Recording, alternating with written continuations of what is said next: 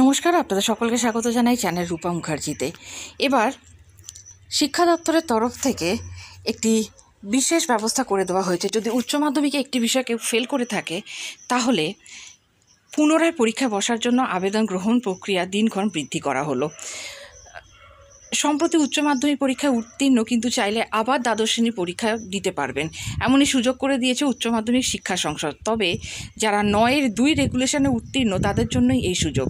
তার জন্য শুরু হয়েছে আবেদন প্রক্রিয়াও, কিন্তু যে সংখ্যক পড়ুয়ারা আবেদনপত্র জমা করার কথা তার অনেকটাই কম পড়েছে বলে শিক্ষা দপ্তরের একাংশ মনে করছেন। এমত অবস্থায় আবেদন গ্রহণ প্রক্রিয়া দিনক্ষণ বৃদ্ধি করা হয়েছে।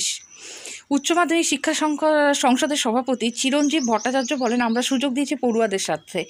প্রায় 100টার কাছে জমা পড়েছে আবেদনপত্র। যদিও কোনো পড়ুয়া প্রথম সুযোগে আবেদনপত্র জমা না করে থাকে, সে যাতে আবার সুযোগ পায়, তাই আবেদন গ্রহণ প্রক্রিয়া পুনরায় শুরু করা হয়েছে। উচ্চ মাধ্যমিকে পরীক্ষা হয় মোট 6টি বিষয়ে, যার মধ্যে 2টি ভাষাভিত্তিক বিষয় বাধ্যতামূলক পাশ করতে হয়। এছাড়াও বাকি 4টির মধ্যে 3টি বিষয় পাশ করা বাধ্যতামূলক।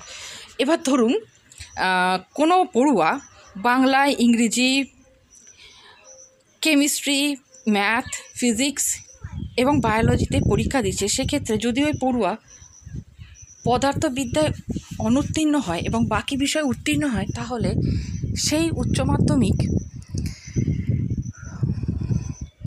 ফেল করবে না, বরং বেস্ট অফ 5-এর ভিত্তিতে সাধারণভাবেই আর তার পদার্থবিদ্যার নম্বর গ্রাহ্য হয় না। এই পদ্ধতিতে যারা উচ্চ মাধ্যমিক উত্তীর্ণ হয় তারা 9-2 রেগুলেশনের মধ্যে পড়ে। শিক্ষা সংসদের দেওয়া বিজ্ঞপ্তি অনুযায়ী এই 9-2 রেগুলেশনে যারা পাশ করেছে তারা চাইলে ফের নতুন সেমিস্টার পদ্ধতিতে পরীক্ষা দিতে পারবে। তাহলে এক্ষেত্রে ছাত্রছাত্রীদের কী সুবিধা হলো? শিক্ষা সংসদ সূত্রটি বলছে, 9-2 রেগুলেশনে উচ্চ মাধ্যমিক উত্তীর্ণ হলেও দেখা গিয়েছে যা জয়েন্টের মতো পরীক্ষায় তারা সুযোগ পাচ্ছে না। কারণ জয়েন্টে উত্তীর্ণ হয়ে সুযোগ পেতে গেলে বিজ্ঞান বিভাগের মূল 3টি বিষয় অর্থাৎ রসায়ন, গণিত, পদার্থবিদ্যা উত্তীর্ণ হতেই হয়। তাই এর মধ্যে কোনো একটিতে যদি পড়ুয়া ফেল করে যায় বা কম নম্বর পায়, তবে 9-2 রেগুলেশনে পাশ করেও লাভ হয় না, তখন তাকে পুনরায় 1 বছর অপেক্ষা করতে হয়। উচ্চ মাধ্যমিকে ওই সংশ্লিষ্ট বিষয়ে পরীক্ষায় বসতে হয়, কিন্তু সেখানে সে আর রেগুলার প্রার্থী থাকে না। এখানেই শিক্ষা সংসদের তরফে আরও একটি সুযোগ দেওয়া হচ্ছে। তারা চাইলে সম্পূর্ণ 1 বছর অপেক্ষা না করে নতুন করে সেমিস্টার পদ্ধতিতে রেগুলার প্রার্থী হিসেবে ভর্তি হতে পারবে।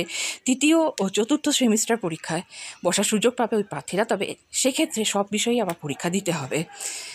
কিভাবে আবেদন করা সম্ভব হবে? ছাত্রছাত্রীরা নিজের স্কুল মারফত অনলাইনে আবেদন প্রক্রিয়া সম্পন্ন করতে হবে। এক্ষেত্রে উচ্চ মাধ্যমিকে উত্তীর্ণ হওয়ার রেজাল্ট জমা দিতে হবে। 30শে জুন পর্যন্ত শিক্ষা সংসদের ওয়েবসাইটটি এই প্রক্রিয়ার জন্য খোলা থাকবে।